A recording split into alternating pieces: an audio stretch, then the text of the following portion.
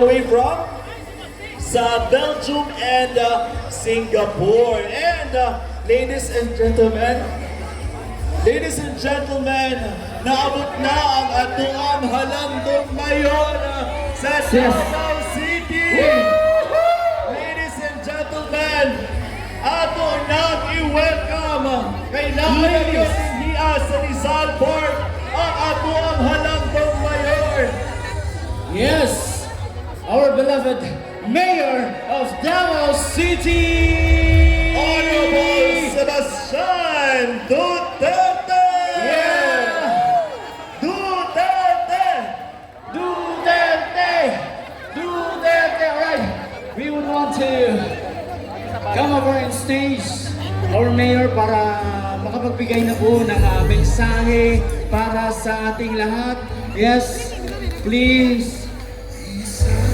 O karon na naana karon sa live po ta karon sa nagkinaiya mga social media sa ato ang sa kauban diha sa grand launching sa Green Rice Action Program. Ladies and gentlemen, naana ang ato ang mayor sa Davao City, Mayor Honorable Sebastian Duterte, para ihatag ang iyahang mensahe para sa ato ang tanan as we have our grand launching of the Green Rice Action Movement. Ladies and gentlemen, atong palakpakan, Honorable Sebastian Duterte! Yeah. Please help us bring him here on stage. Atong pinalanggang Mayor, Baste Duterte! Baste Duterte! Baste Duterte! Baste Duterte! Yes, hello. Yes. Good afternoon, Mayor. May hapon sa inyo, ha? Gusto na ko i-recognize si Mr. Joy Incabo, Attorney Wendell Abisado. I think na po si Doc Richard Mata dire. Naaday. Ato palakpakan, senatorial candidate nato ni sa PDP Laban. Attorney Tonying Llamas, Mr. Brian Lim, ni Apo diri ang PPP party list nato. Pero actually, ni amata karon paliog. Ni ata diri kay gibuhatan ni para kang Rudy Duterte. No, kay bawo na ta sa tanan sa nahitabo sa iya. Ang importante karon nga ipakita din nato nakita o wa ta mo sugot sa gihimo sa iya. So dili na lang is simple nga butang kay daghan kong nakit-an po nga daghan nag-actively participate yun. Panahon man yun sa eleksyon karon, pero dili eleksyon lang ito ang ginasurayan din, kundi ang kaugmaon yun sa Pilipinas. Kaya ganyan ang gibuhat nila kay Rudy Duterte, na gusto nila wala o dari sa Pilipinas, aron malintan. Siguro, mo nila ang tanaw na mahimo nila, pero kay Baumata, na mas tikusog lang ang atong pagtuo, ugon ng pagtuo sa mga plataforma ni Rudy Duterte. Buot pa sa buot anak, tanaw ako, ilang bolang gikidnap nila, murag di yun sila kataog sa ato ang mga ginatuuhan o sa plataforma ni Duterte. Murag na ang Green Rice Action na itong ibuhat karon. Kada Domingo, o kanang humanang mong simba, humanang mong suroy, mga kita diri, daghan mo istorya diri. Dahil mo kongtong, unya mo share, pwede mo manunti kung sa inyong gibate. Importante yung kayo ang partisipasyon karon sa matag na bawin nyo, kaya ato ang lugar, di lang ang Davao, kundi ang tibuong Pilipinas, nag-aaki o transformasyon yung karon. Karon nakita nato nga ang ginakontra kami sa administrasyon karon, dami na akong amahan na illegal na nag-i-aresto, ipadala sa Netherlands sa kag. Una kay bawat ang tanan, nakita na o giangkol po yun nila nga wa sila musunod sa balaod pagka-aresto ng Rudy Duterte. Karon makita nato kung unsa nga klaseng gobyerno ang di nato gusto o naagian nato kami adtong gobyerno sa panahon ni PRRD nga mao gusto nato mabalik pag-abot sa panahon. Basig karong 2028 og maluoy Ginoo mosugot basig na sa kasing-kasing ni Inday Sara Duterte mag-abutan na po ang presidente nga mapadayon sa plataporma ni Rudy Duterte.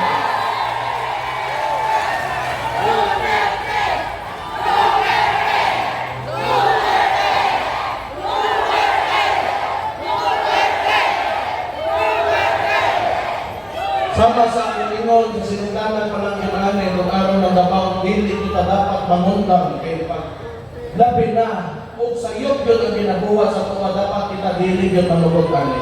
So gani atong ginabuhat kada Domingo, mao ni pagpakita nato sa administrasyon, dili man ni sa ingnon nga kanang nagayaga-yaga ka o bugad-bugad ni atoa, mao na itong ginabate, mao ni sentimento nato nga ato gusto ma-express o makita sa kadaghanan ko. Aron, in the box, kadagang mahubat sa tuwa. Sama sa Pilipinon, doon ay transformasyon na nahitabo karon sa atong nasod base kung mulahos sa itong mga sentimento, makuha na nato ang Pilipinas at syudad, ang pinakagusto din nato kaniat ko pag naglingkod pa sa Rudy Duterte. Pero kini, makita mo ulit ako atong kontra, total nakita ninyo, ang kaniat ko karon, sila man po'y gusto mong pupos ang akilmente, kasi sila pangumpara, Marcos Duterte Bono, ginapagawas nila sa ilang media mismo. Ni Agay, si Rodante Marcoleta, ito ang kandidato pagkasenador sa Pilipinas. O mag-inundo mo, ang akong isuon si Inday Sara Duterte, ipatawag sa Quadcom, andang utubang, andang umuan. Kaso, kini mga tao sa Congress, under Carmante Romualdez, di mo sukot o tubag na di nila gusto. Pero si Rodante Marcoleta, mo'y pizza o wala kipasandang na pagsuon. Ato siyang palakpakan, Rodante Marcoleta. Ano ay isang ginagawa.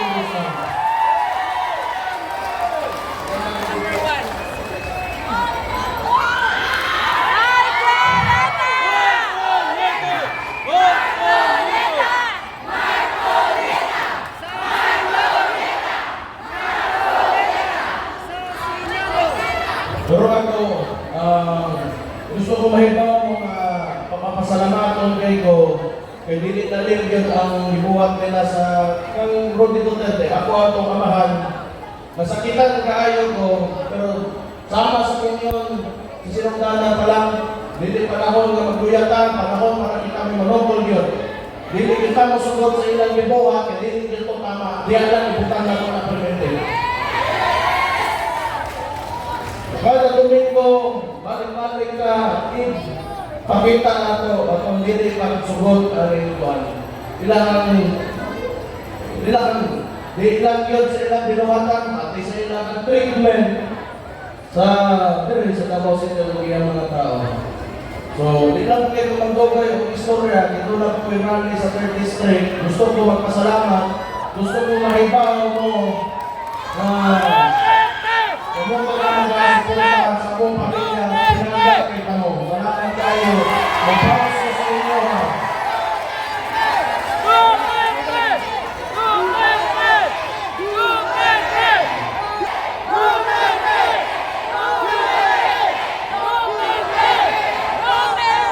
Kaya yung pangga ang ginapakita sa mga pamilya, labi na sa pamahan, ibawas ko na lang na pinakagis ng anong Kristo Trabaho. Salamat kayo sa mga pamilya. Ang mga napili ninyo, mabuhay ang Davao City.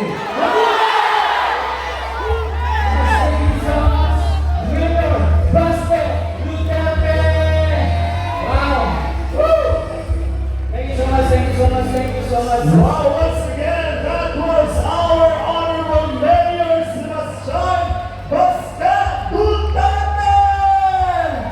Pinalangga, nato ni mga Duterte, tama yan. Malanggang yung kaayuod, sama sa pag-ibig sa ato ang mayor na iyahan nilang ibalos ang kamaayo nato sa ilang pamilya sa pagkonserbisyo sa ato ating PIA sa Davao City. Ang makihawak ang tanan ng mga buntag bahalik sa ato mga linguranan. Lahat naman siya, kaibigan natin. Pero ito talaga mayroon kaming mga nakakausap na maayos, talagang talagang marunong at matalino. Grabe talaga. Malulit na isang Na may media na si Amor I forgot sa Tuma. I think hindi na natin sila dapat ako kapag-ano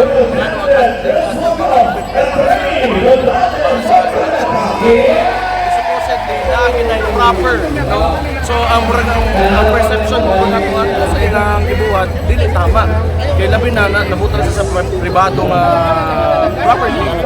So supposedly ang gobyerno and Comelec should be aware of everything that's happening and they should answer to that kung unsa man na ang nakita na lumaron ng observation sa public. So I think crucial kayo nga makatubag sila ng issue.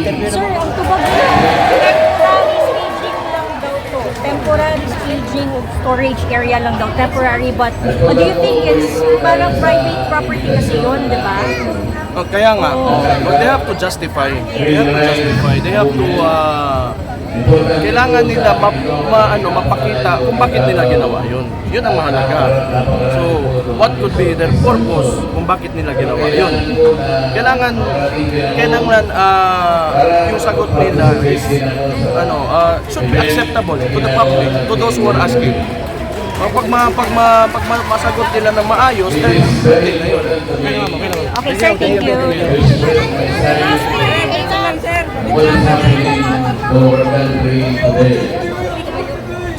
Kasi po bilang isa, there is no findings. Ang totoo niyan, sabi ko, kahit na itong audit observation memo will transition into a notice of disallowance. The notice of disallowance is still assailable. It is appealable. Bakit kako tayo ang gumagawa ng isang bagay na ginagawa ng Commission on Audit? We cannot encroach upon ourselves the mandate reposed to the Commission on Audit. Hindi po natin pwedeng kunin yun. Wala silang maisagot. So I asked the Commission on Audit. Sila yung tinanong ko, can you surrender your authority and mandate to the House of Representatives? No, sir. Is there any other office aside from you who can make the audit? None, sir. Bakit nyo binigay ngayon sa committee? What happened? Kasi po, sinagpi na kami. Dahil sinagpi na ka ng House Committee, sumunod ka naman. Ba't hindi ka nag-object? Why did you not write back the House of Representatives? You cannot take away this responsibility from us. This is ours. You have nothing to do with this. Bakit hindi kayo sumagot? Takot po sila. Ito po yung nangyayari.